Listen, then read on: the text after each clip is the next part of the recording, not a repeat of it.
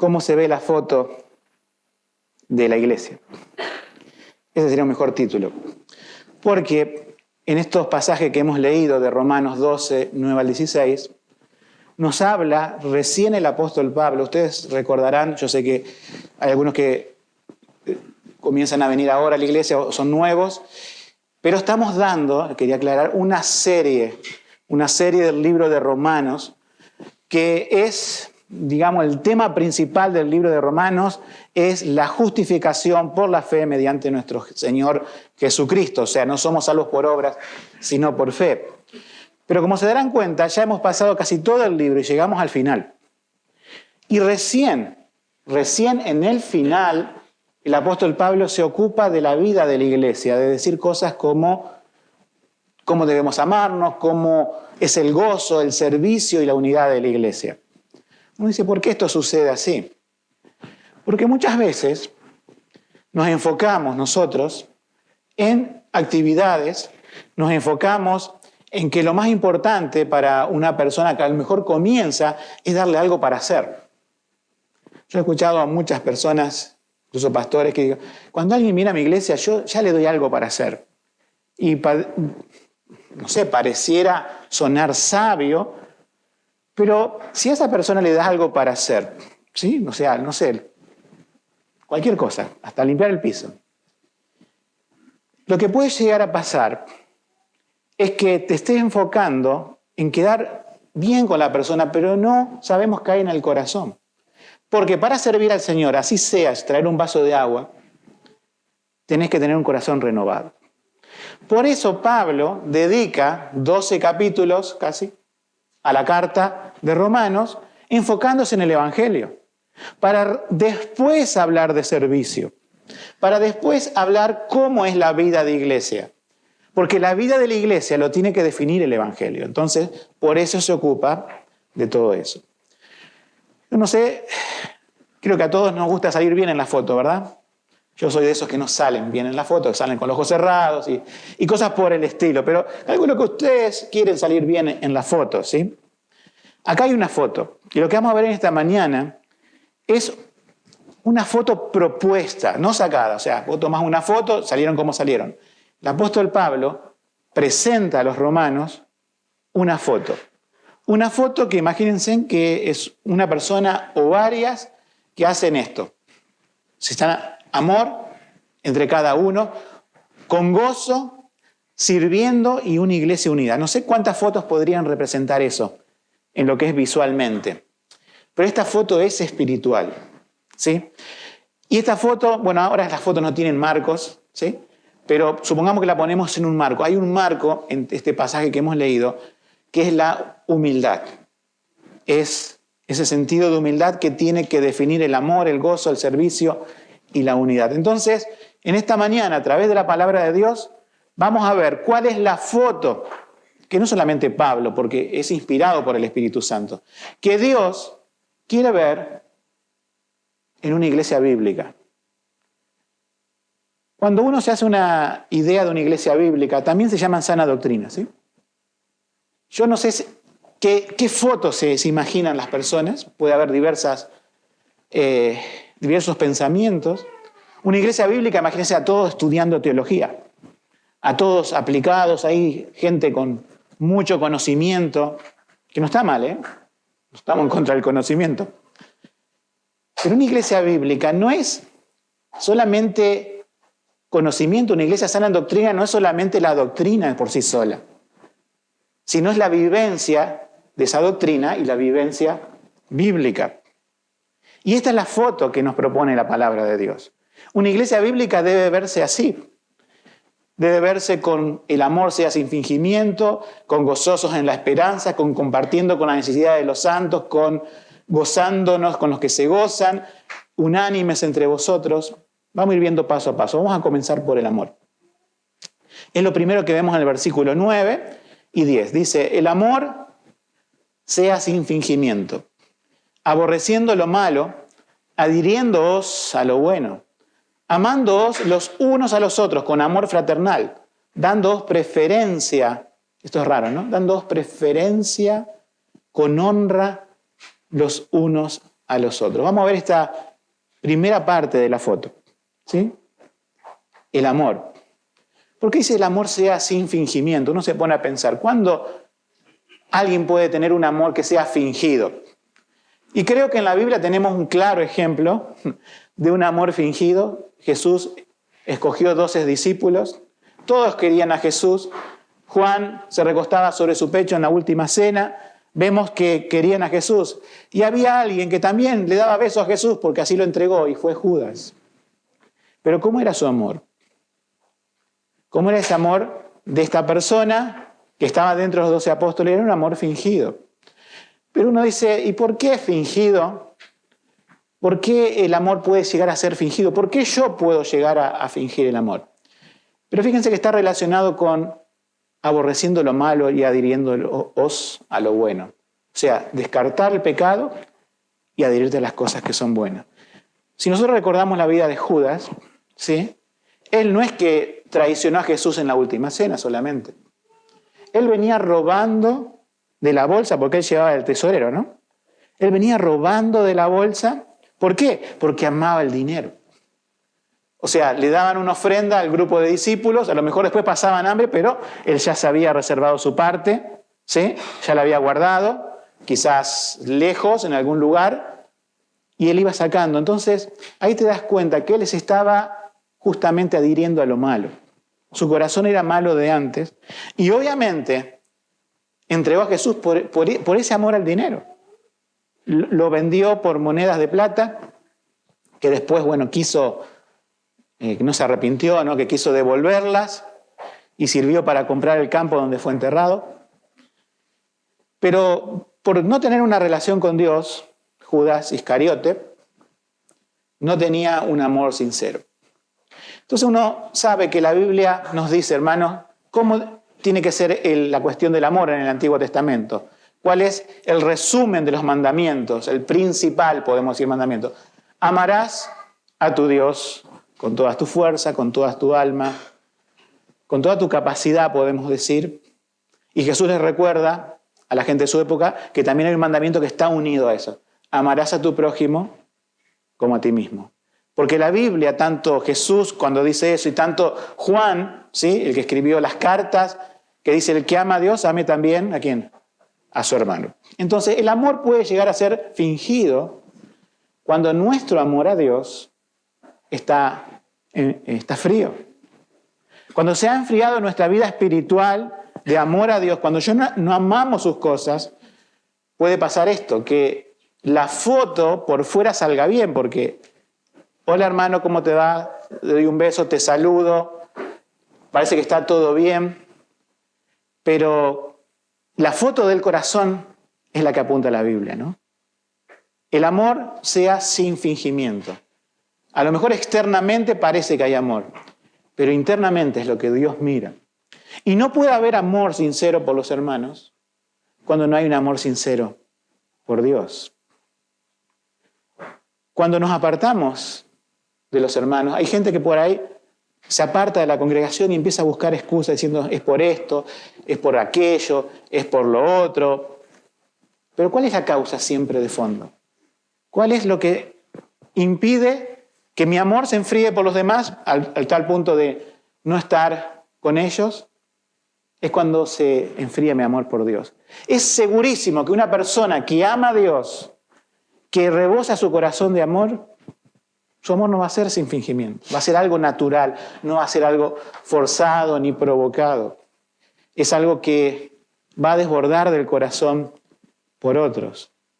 Entonces el amor sea sin fingimiento, está en esa relación con Dios. Y cuando estoy en relación con Dios es que me estoy apartando de las cosas pecaminosas y me estoy adhiriendo a lo bueno. Una cosa llama a la otra, como se dan cuenta, ¿no? Pecado rompe mi relación con Dios.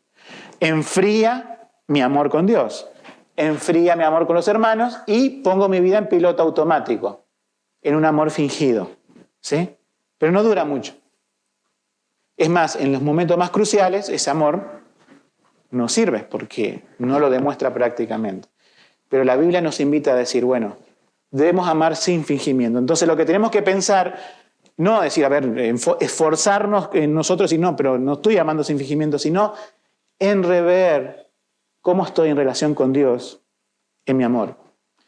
Y si me he adherido recientemente a algo que no está bien delante de Dios y que Dios me dice en su palabra, eso lo tenés que aborrecer porque yo lo aborrezco, dice Dios. Tenés que dejarlo porque eso va a drenar tus fuerzas espirituales. Va a drenar el amor hacia mí, diría Dios. Y obviamente al no tener un amor perfecto hacia Dios, también va a decaer el amor hacia los demás.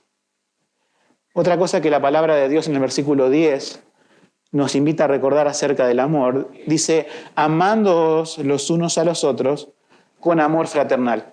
Este versículo de la Biblia es muy particular. Como dije otras veces, nosotros en el idioma español tenemos una sola palabra. Antes teníamos dos. Era caridad y amor.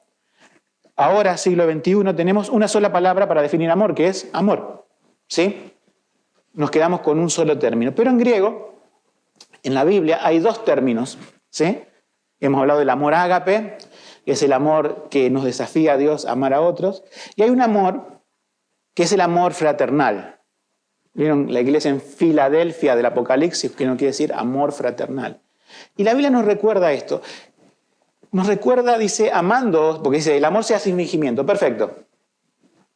Pero amándoos con amor fraternal. O sea que para recordar que el amor fraternal me está hablando de ¿qué? De amor entre hermanos. Es un contexto congregacional. Y para que podamos ser hermanos, tenemos que tener un mismo ¿qué? Mismo Padre. Mirá cuál amor nos ha dado el Padre, ese Juan, para que seamos llamados hijos de Dios.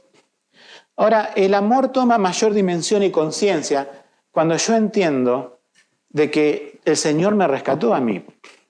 Pero no solamente a mí, te rescató a vos, y somos hijos de un mismo Padre. Y Cristo quiere que yo recuerde siempre que la adopción de Dios es un agente poderoso para el amor. Antes éramos hijos de ¿quién? Bueno, a nadie le gusta que lo llamen hijo del diablo, pero Jesús definió a los judíos hijos del diablo.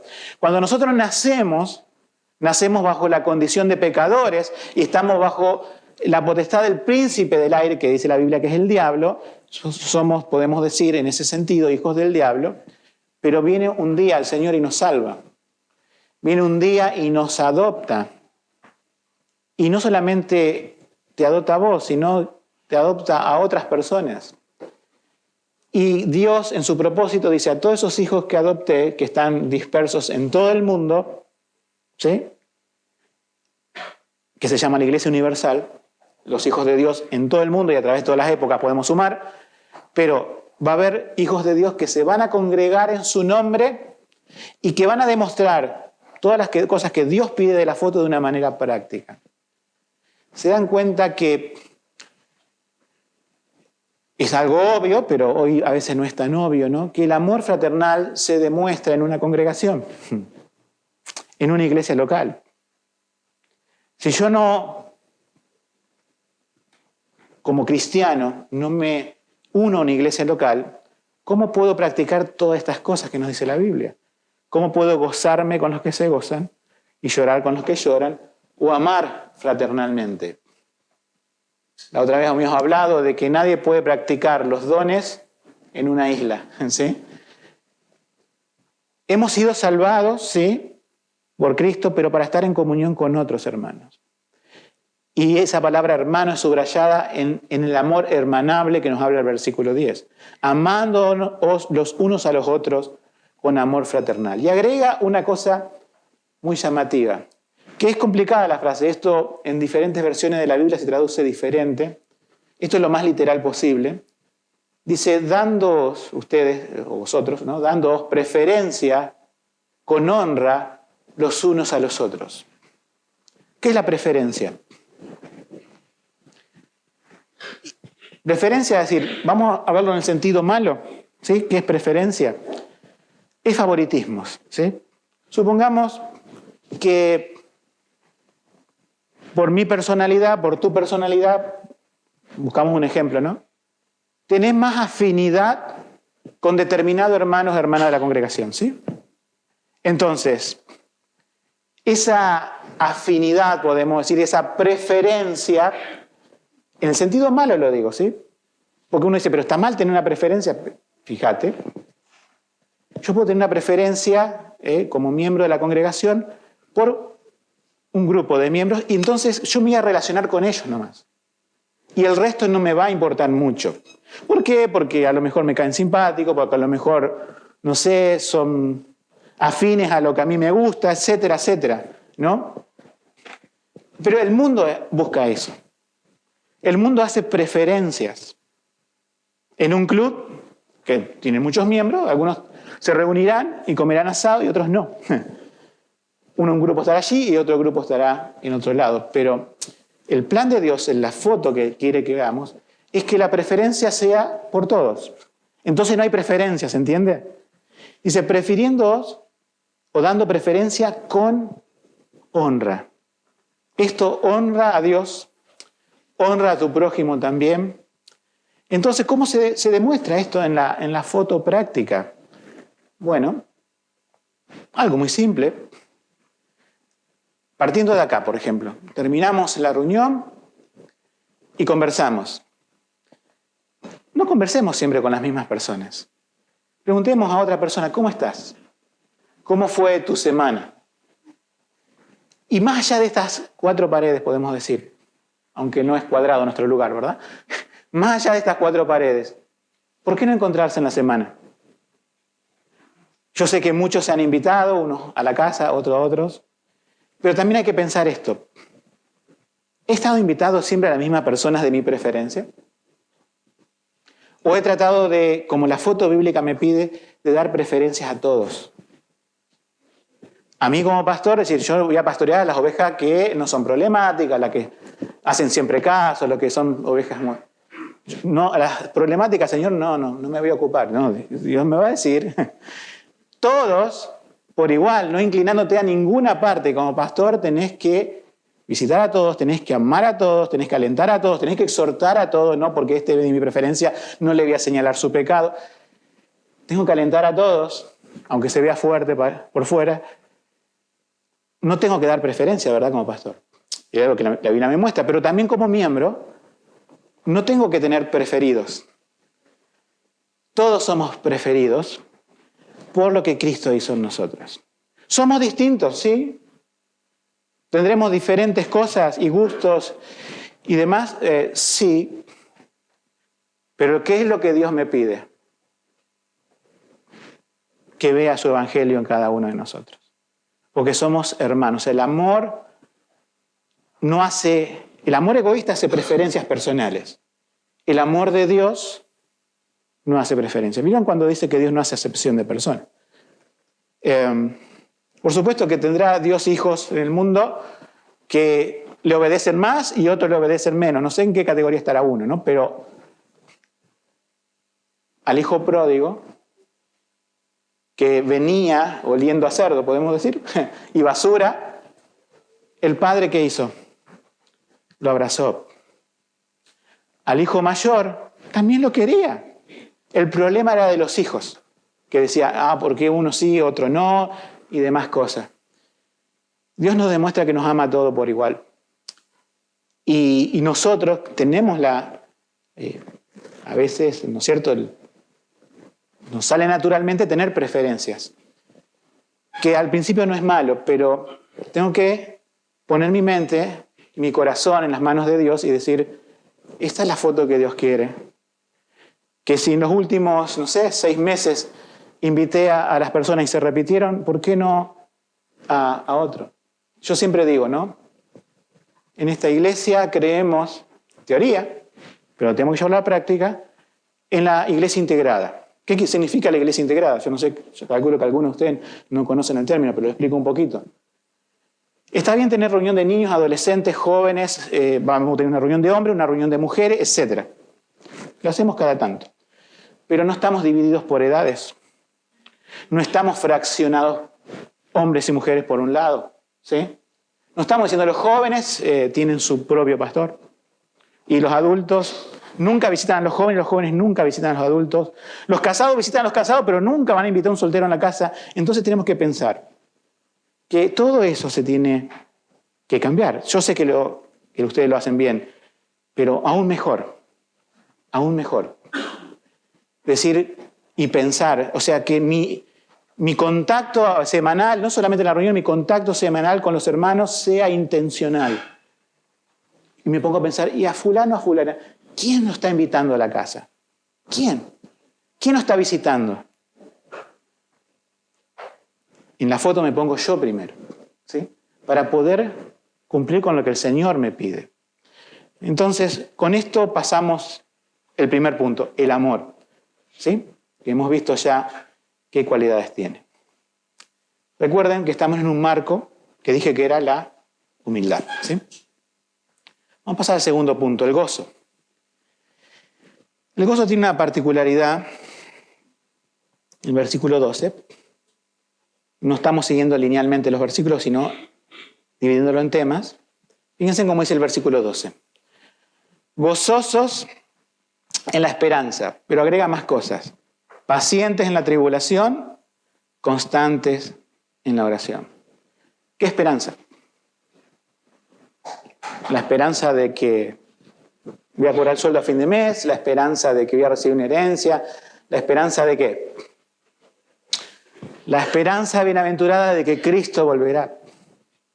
La esperanza de que estoy en un mundo de tribulación y en ese momento de persecución. En ese momento de persecución, porque el versículo 14 dice, bendecid a los que persiguen. Bendecid y no maldigáis. Que esto ya es tema del domingo que viene, pero está también dentro del contexto que es muy fácil tener gozo cuando todo está bien, ¿verdad? Si tengo trabajo, tengo una casa, tengo salud, estoy gozoso, ¿sí? Pero ¿qué nos muestra la palabra de Dios y el apóstol Pablo en especial en su vida? ¿Me gozo en qué? En las tribulaciones. La única forma de gozarme en las tribulaciones es que el amor de Dios, fíjense que está todo unido, ¿no? Desborde en mi corazón. Está la fe, la esperanza y el mayor de ellos, ¿cuál es? El amor. El amor es lo que controla a todos los demás. Y el amor acá me trae gozo. Gozo que a pesar de estar perseguido, porque dice pacientes en la tribulación, estoy con ese gozo para soportar la tribulación. Pero hay una cosa para tener ese gozo. Fíjense en que hay una condición. ¿Cómo es que yo puedo tener el gozo? Constantes en la oración. Nuestro Dios, es decir, un pastor llamado John Piper, que estaba leyendo un devocional con mi esposa esta semana, es el Dios del gozo, es el Dios de la alegría, es un Dios alegre nuestro Dios. Dios es infinitamente alegre y nosotros pensamos en un gozo santo, ¿no? No en algo como en el mundo es, ¿no? Y ir a ese Dios constantemente nos trae gozo al corazón. Cuando el gozo de nuestra vida se apaga, es porque nuestra vida de oración está apagada. No nos podemos llenar del amor de Dios, tampoco podemos disfrutar de su gozo. Cuando queremos encontrar gozo en las cosas de este mundo y nos decepciona, cuando queremos encontrar gozo en las personas, nos decepcionan, pero Dios nunca nos decepciona. Es la fuente más confiable de gozo que tenemos y solamente podemos ir a Él en oración. Cuando nuestro gozo es pobre, la tribulación, los problemas nos abaten. El amor de Dios será débil. El amor por los hermanos decaerá. Y toda nuestra vida espiritual empieza a decaer. Y en la foto o no aparecemos o salimos mal. Pero el Señor nos quiere hacer recordar eso. El gozo parte sí de la oración, como dijimos, pero hay una esperanza. La palabra esperanza es lo que cambia todo en nuestras vidas. El mundo vive por inercia, trabaja, compra cosas, come, intenta divertirse, pero pasa por un cementerio y tiembla. Ven unas tumbas y dicen, no, yo mejor Te invitan a un funeral y bueno, un día estaré ahí. ¿Y después qué? ¿Cuál es la esperanza del que no conoce a Cristo? ¿En qué confía? No tiene esperanza. Aquel que se jacta de ser ateo y de refutar al cristianismo. Muy bien. Cuando estés en la cama de un hospital, contando tus latidos y cayendo la gota de suero, y te quede poco tiempo, ¿cuál es la esperanza? Sin embargo, nosotros sí la tenemos. Muchos de nosotros han estado en esa, al borde, ¿no? Y algún día estaremos. Pero tenemos una esperanza. Sabemos que si cerramos los ojos en este mundo, abriremos los ojos en una tierra mejor. Estaremos en la presencia del Señor y el Señor nos dará después, sabemos, un cielo nuevo y una tierra nueva. Y esa esperanza, que no hace falta que estemos al borde de la muerte, aunque esta iglesia podría estar en Roma, fíjense que era la capital del imperio, y el imperio obviamente había decidido exterminar a los cristianos y vivían en la capital del imperio, imagínense que estaban en peligro de muerte todos los días. Quizás, no sé exactamente en la fecha, pero posiblemente esta iglesia de Roma pasó a ser la iglesia subterránea. Ustedes saben que la iglesia subterránea era la que se reunía en las catacumbas, ¿no? Y ellos tenían que estar gozosos en la tribulación, en la persecución. Y esto es lo que quizás más me impacta. Un familiar tuyo, imagínate en aquel tiempo, fue al circo romano y lo quemaron ahí o lo entregaron a los leones. Y no está acá cantando en la reunión. ¿Y cómo puedo estar gozoso en la esperanza en eso? Miren, hermanos, Dios nos pide hoy que estemos gozosos. Y no tenemos estas persecuciones que los cristianos tenían antes.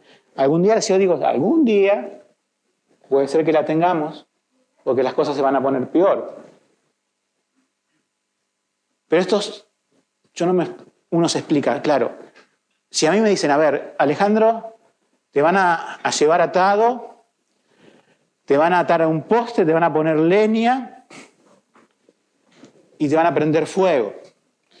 Y yo veo historias de aquel tiempo en donde cantaban himnos, como nosotros cantamos esta mañana, pero con un sentido obviamente más profundo, ¿no? Y morían así, cantando. O sea, tenían el gozo mientras se quemaban. En este momento de la foto que pide Pablo a Roma, a los romanos, en esa iglesia en Roma, había persecución, pero no a tal punto, y aún así dice, gozosos. Esa es la segunda parte de la foto. Nuestro contexto es distinto, pero la demanda bíblica es igual. Tengan gozo. Y dice algo más, fíjense. Alegrarse con los que se alegran, o gozaos con los que se gozan. Y después dice llorar con los que lloran. Bueno, ahí no está el gozo, pero cuando una persona llora, el gozo vuelve, o sea, no lo pierde. Pero ¿qué nos dice ahí la Biblia en esa foto, en esa parte de la foto? Gócense con los que se gozan y lloren con los que lloran. Yo les pongo un ejemplo, ¿no?, de mi vida pastoral, ¿no? No solamente yo tengo que ir o estar con alguien que está pasando un mal momento.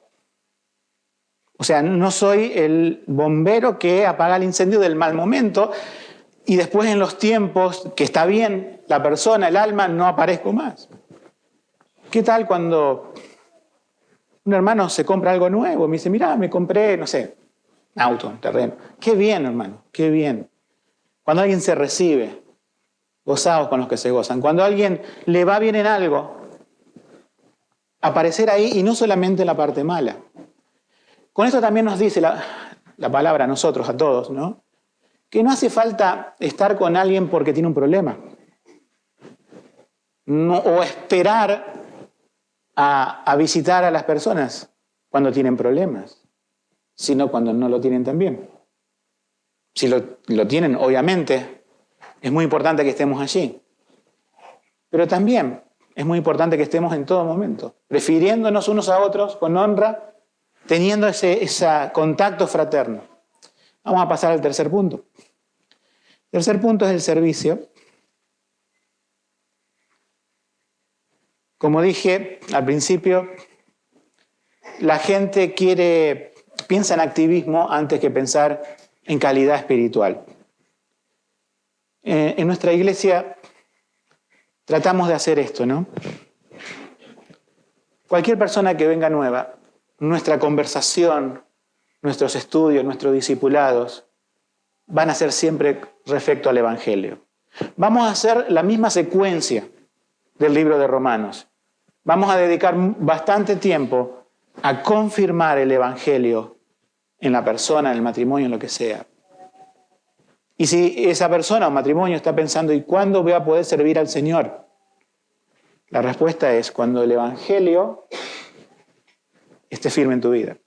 Cuando realmente sepas que sos un hijo, una hija de Dios. Cuando realmente conozcas lo que el Señor ha hecho por ti en la cruz.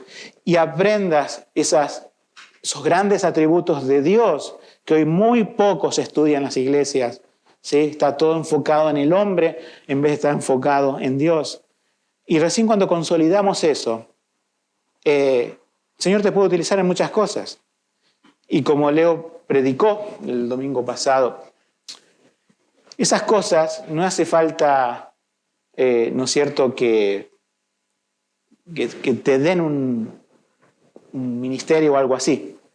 Todos podemos predicar el Evangelio, todos podemos ayudar al hermano, todos podemos preferirnos unos a otros, todos podemos comunicar a las necesidades de los santos, como dice también acá el versículo, fíjense.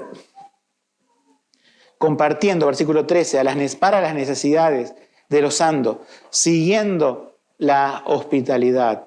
¿Sí? Entonces, una vida de servicio viene después de una consolidación en el Evangelio, y somos siempre consolidados en el Evangelio. La vida de servicio al Señor se hace mejor cuando el amor de Dios desborda nuestros corazones, cuando nuestra vida de oración nos llena de gozo, podemos servir mejor y no simplemente apuntar al servicio, a la actividad.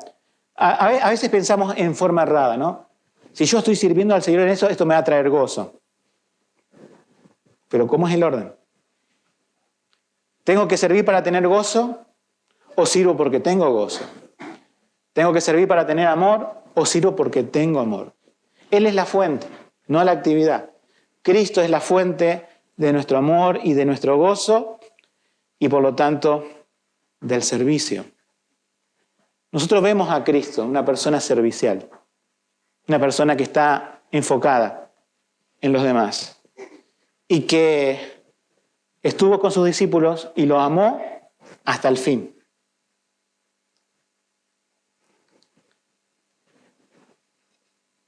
En base al servicio, una de las cosas que nos muestra este pasaje, ¿sí?, es ese marco que yo dije, la humildad. Dice, no altivos, sino acomodándoos con los humildes. El servicio al Señor, hermanos, es un agradecimiento a Dios y brindarnos por los demás. No va en busca, el verdadero servicio al Señor no va en busca de reconocimiento. Nos preparamos para predicar, para pastorear.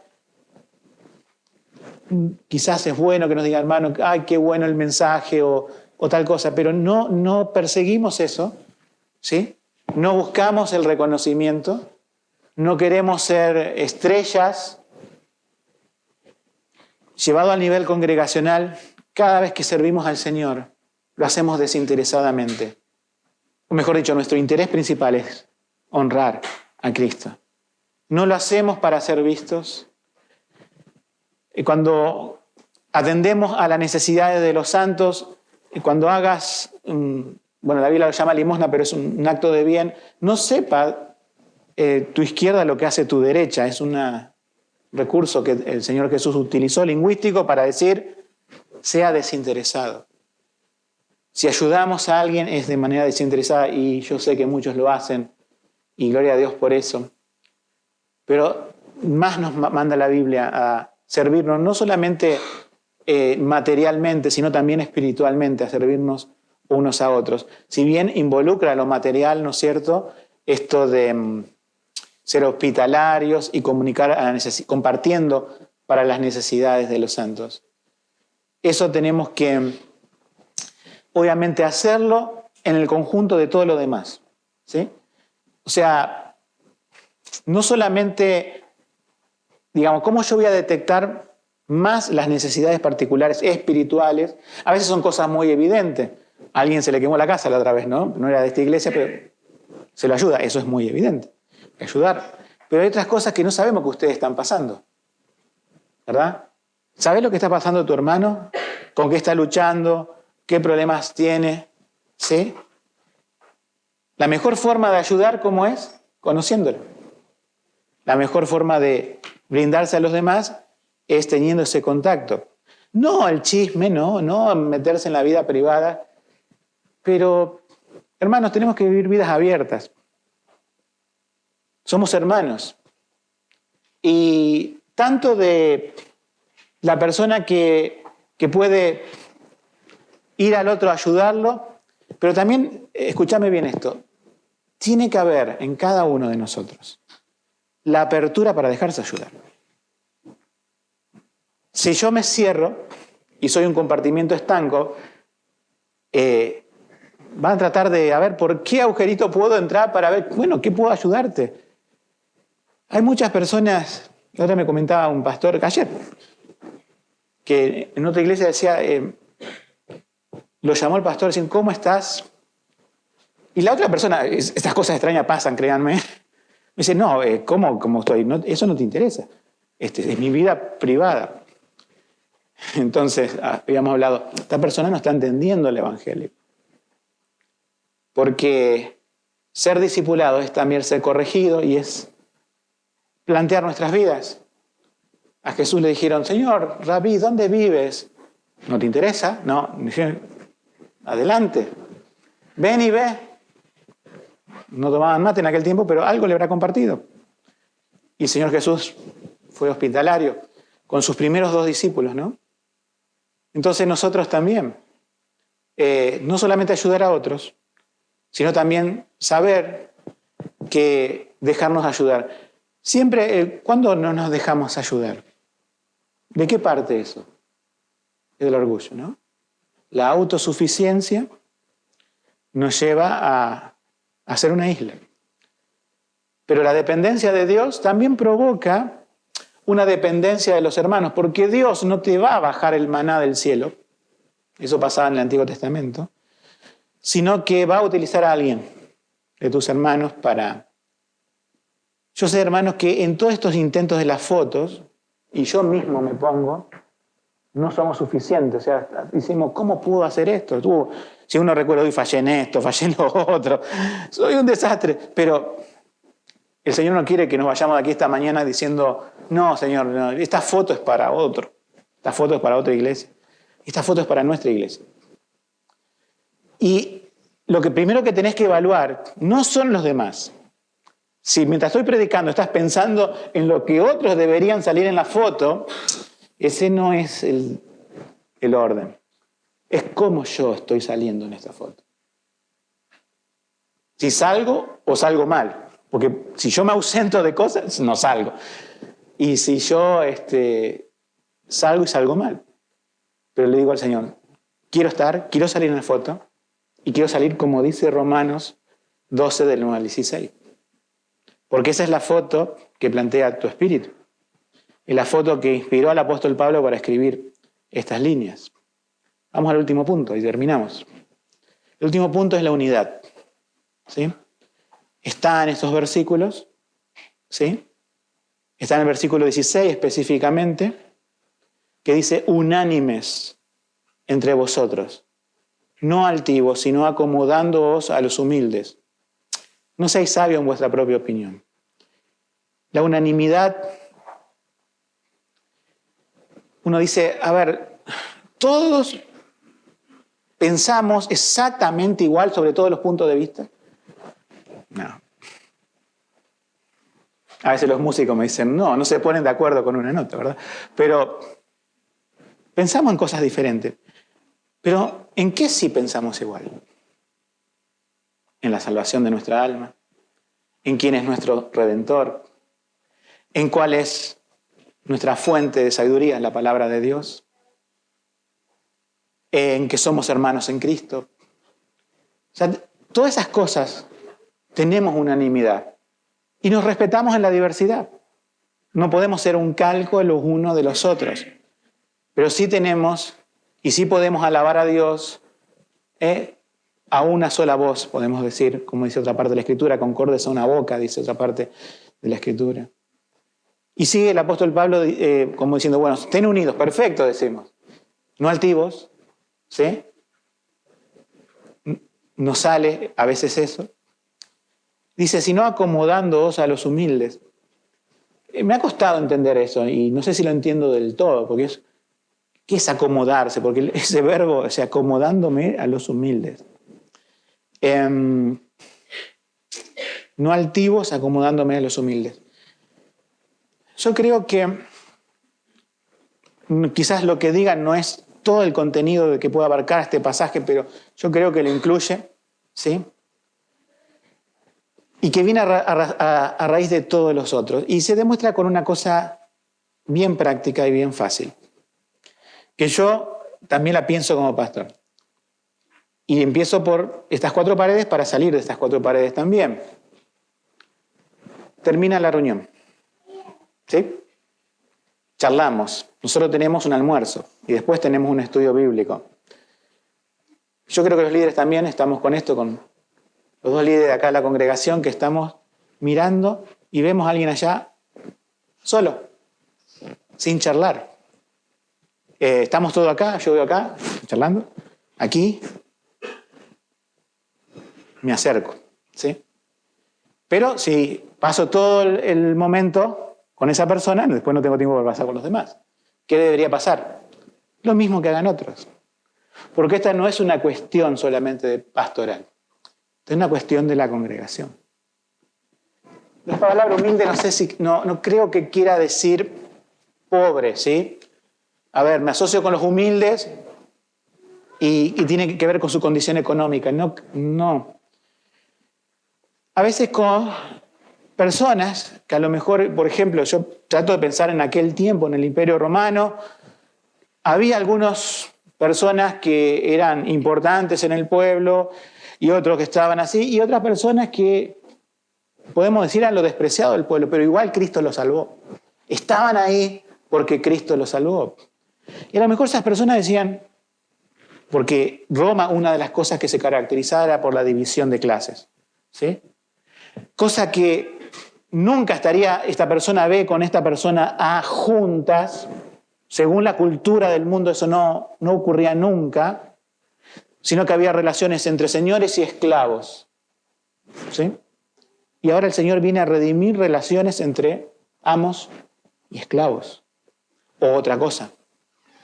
Asociándome con los humildes, yo me pongo a pensar, un amo que tenía esclavos, a lo mejor, viene el Evangelio, transforma su vida, cambia su corazón. Antes solamente le daba órdenes. Imagínate que ese amo viene al esclavo y le dice, ¿estás bien? ¿Qué necesitas? Y a lo mejor no era su... Pero, y la otra persona, el humilde, dice, no, lo ve así, ¿qué? ¿A mí me estás hablando? Nunca pasó esto antes. Sí, pero ahora pasa. ¿Por qué? Porque el Evangelio nos iguala a todos, dando preferencias a todos con honra. Entonces va a haber personas, ya no estamos en relaciones así, ¿no? En nuestro tiempo. Pero las personas que les cuesta relacionar, se tienen que acercar a los hermanos que tengan más fácil relación. Debemos preocuparnos de todo. Y más allá de estas 4 paredes, más allá de este lugar, poder cumplir eso, poder mejorar en eso. Yo sé que todo podemos mejorar en esta foto. Entonces esto es la unidad. Y termina el versículo, una advertencia, parece que Pablo estaba ahí siendo, digamos, muy insistente en la humildad. Dice, no sean sabios en vuestra propia opinión. Es como decir, todo lo que dije, Pablo, de la foto, todo lo que les presenté, no saquen otra conclusión. Esto es lo que Dios nos pide. Él tenía la autoridad apostólica, pero algunas personas podrían decir, no, pero Pablo pasa que no conoce cómo es Roma, no conoce la división de castas, no sé, no conoce. Él conocía el Evangelio y sabía que delante de Jesucristo toda alma es igual. Que el Señor nos ayude, hermanos, en esta mañana a poder salir en la foto. Quiero terminar con el pensamiento que dije hace un rato. ¿Quieres estar incluido en esta foto que nos muestra la Biblia? ¿Y quieres, aparte de aparecer en la foto, aparecer bien? Yo sé que el desafío es grande, que somos débiles en muchos aspectos, que fallamos en el carácter, que fallamos en muchas cosas. Pero el Señor va a ser suficiente en nosotros. La gracia del Señor nos va a dar gracia a nuestras conversaciones para tener sal. Vamos a tener gracia en cambiar nuestro carácter. Vamos a tener gracia en cruzar esas barreras que nosotros pensamos de carácter que no podemos cruzar. Pero todo eso lo hace la gracia de Dios obrando en nuestra vida a través de un corazón renovado en Cristo. Dios quiera que esta iglesia local, y rogamos por otras muchas, ¿no?, puedan salir bien en la foto que toma el Señor y que esto le trae gloria a su nombre. Amén.